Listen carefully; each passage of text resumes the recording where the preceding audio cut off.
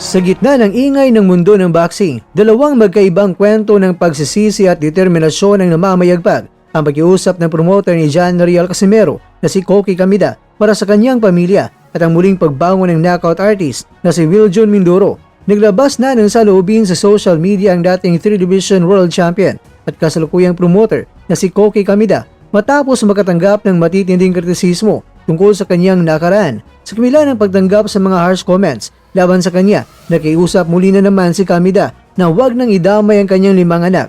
Pinatiko si Kamida dahil sa kanyang dating estilo ng paglaban at ang kontrobersyal na pag-utos ng foul, pagsiko sa mata nung laban ni Naito at ni Daiki mahigit 20 taon ang nakaraan.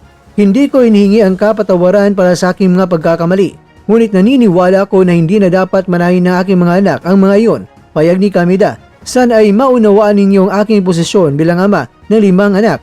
Inamin ni Kamida na hanggang ngayon ay pinagsisihan niya ang kanyang mga nagawa na nakasira sa imahe ng boxing. Ngunit laking pasasalamat niya na binigyan pa siya ng pagkakataon na manatili sa industriya bilang isang promoter. Sa kabilang banda naman mga kwento, hindi naging hadlang ang pagkatalo sa 33rd Southeast Asian Games para sa Sambuangueño boxer na si Wiljon Mindoro. Bagamat may malinis sa professional record na 15-0 at meron siyang 1 draw at meron siyang 50 knockouts, nahirapan si Mindoro sa biglang pag-adjust mula sa pro patungong amateur matapos bumaba ang timbang mula sa 95 kg tungo sa 75 kg at biglang pagsabak dahil sa pagbabago ng dibisyon ni Yumir Marshall na kontento sa bronze medal si Mindoro matapos matalo sa pambato ng Vietnam. Narito naman ang susunod na hakbang para kay Mindoro. Ayon sa kanya, tututukan niya ang pag-score ng puntos sa amateur style sa halip na pagiging agresibo lang. Meron ding laban na paparating si Mindoro dahil siya ay bibida sa El Poño Zamboangueño sa Zamboanga City ngayong February 21 sa ilalim na promosyon ni Yumir Marshall at ito ang kanyang target na makasama sa national team para sa 20th Asian Games sa Japan ngayong Setyembre at maabot ang pangarap na makasabak sa Olympics tulad ni Yumir Marshall.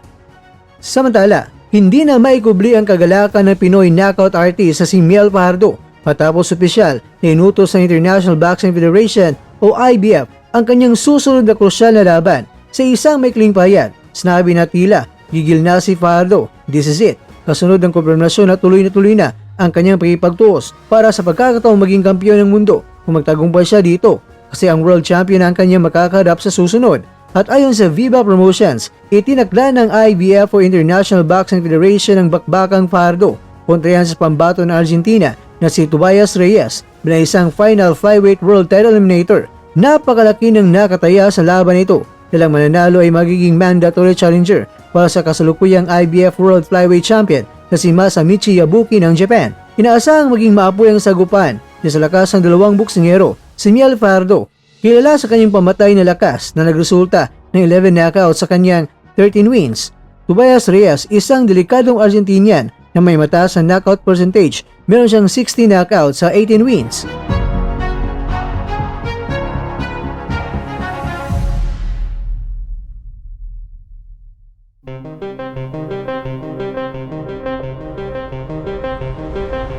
Mga kakwento, dahil sa opisyal na mandato ng IBF, ito na ang pinakamalagang yugto sa karera ni Fajardo upang muling magkaroon ng tsansa na makalaban ang ating pambato sa susunod na pagkakataon na makalaban ang nakaabang na mamaw na hapon na world champion ngayon.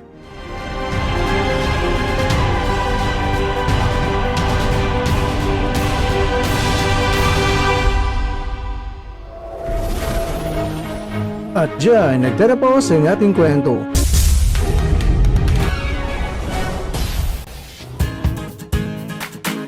Maraming salamat mga kakwento sa inyong panonood. Pero baka naman mga kakwento ay nagustuhan niyo po ang kwento natin ngayon. Baka pwede niyo po akong mabigyan dyan ng like, subscribe at pa-click na rin sa bell button.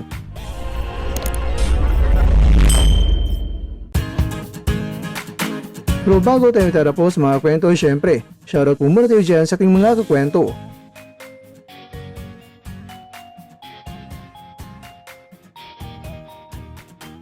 At ikaw kwentong nanonood ngayon, shoutout sa iyo dyan.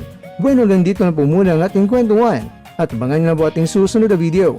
At dito lang po yan sa isang channel na kung saan maaring ito'y mga kwentong di pa na kwento sa inyo.